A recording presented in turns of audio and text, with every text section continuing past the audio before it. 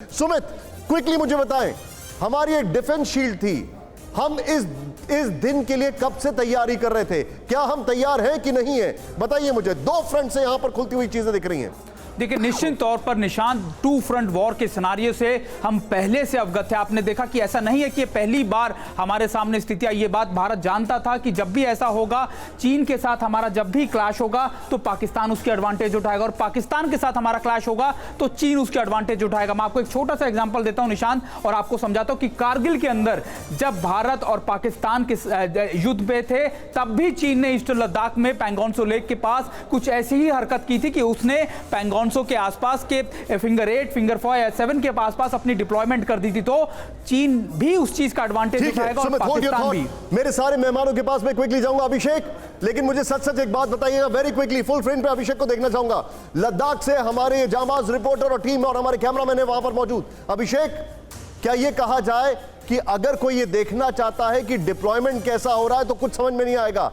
हमारी तैयारी बहुत पुरानी है, अब सब अपना मोर्चा संभाले बैठे हैं। देखिए, जो आंखों देखा हाल है वो बता रहा हूं निशांत। हमारी तैयारी बहुत ही बेहतर है, और बेहतर इसलिए कि हमने इंफ्रास्ट्रक्चर इतना तेजी से बेहतर किया है। मैं आपको जो कह रहा हूं 61 सड़कें जो बीआरओ बना रहा है, और इसमें से 75% तैयार हो गई हैं। करीब 200 के पुल हैं जो कि तैयार हो गए हैं, और ऐसा रिंचिन का एक पुल है, वो ऐसा पुल है कि T-90 टैंक भी वहां से गुजर जाएगा, और वो पुल जो है अपनी उसकी क्षमता को बियर कर सकता है। ऐसे पुल बनाए हैं, ऐसी सड़कें बनाई हैं। यहां से एक बात और निशांत में जोड़ना चाहूंगा जो बहुत जरूरी है। दौलत बेग ओल्डी, जो सबसे ऊंचाई पर जो एयर स्ट्रिप है, वहां तक पहुंचने के लिए जो सड़क है वो जो बनी है वो अपने आप में अद्भुत है, और वो बताती है कि लेह से कभी भी सेनाओं को वहां पहुंचाया जा सकता है। हिमाचल से सेनाएं जो हैं वो दारचा होते हुए लेह पहुंचाई जा सकती है। तो चीन को, और एक और बात, नेवी को जिस तरह से नेवी को अलर्ट किया गया, मलक्का मेरे साथ मेहमान है, मैं चाहूंगा यहां पर अपने सभी मेहमानों के पास आ रहा हूं मैं क्विकली, और अब मैं मेहमानों पर फोकस करूंगा। सॉरी आपको इंतजार कराया। पॉइंट नंबर 2, 2 ब्रेकिंग आप देख चुके हैं, हम तैयार हैं, लेकिन देश क्या कहता है? सीधे फुटबॉल पर चलेंगे। यहां पर एक बड़ी यहां पर आपसे सवाल है, सीधे चलते हैं।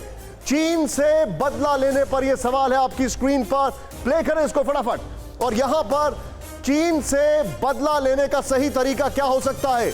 युद्ध 37% कहते हैं, कूटनीति 21%, बहिष्कार 42%, युद्ध, लेकिन युद्ध के भी कई रूप होते हैं। सीधे चलूंगा, यहां पर बात कूटनीति की हो रही है, और सारी चीजों की हो रही है। मैं सीधे चलूंगा यहां पर, और अशोक सज्जनार जी, सर वेरी क्विकली, चीन से बदला लेने का क्या तरीका है? जो जनता की राय है, युद्ध 37%, बहिष्कार 42%, हमारे लिए अभी प्रैक्टिकल ऑप्शन क्या है? और न सिर्फ बदला, बल्कि चीन को उसकी हैसियत दिखाने का। Very quickly sir.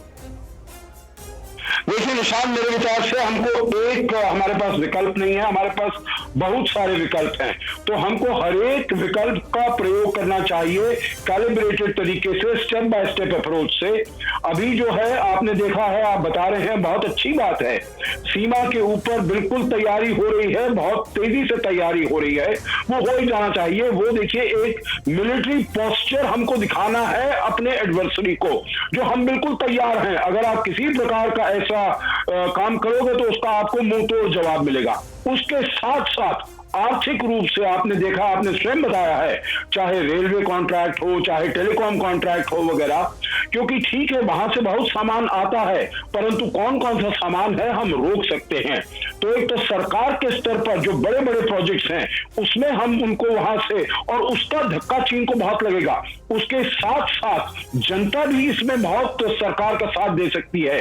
देखिए, बहुत चीजें ऐसी होती हैं, आप देखते हैं छोटी रोजमर्रा की चीजें, चाहे ये सेल फोन है, चाहे ये मूर्तियां हैं, चाहे और प्रकार के किस्म की चीजें हैं, अगर उनको रोका जाए, अगर चीन की आर्थिक स्थिति को धक्का लगे तो वो उसको बहुत गहरी चोट लगेगी।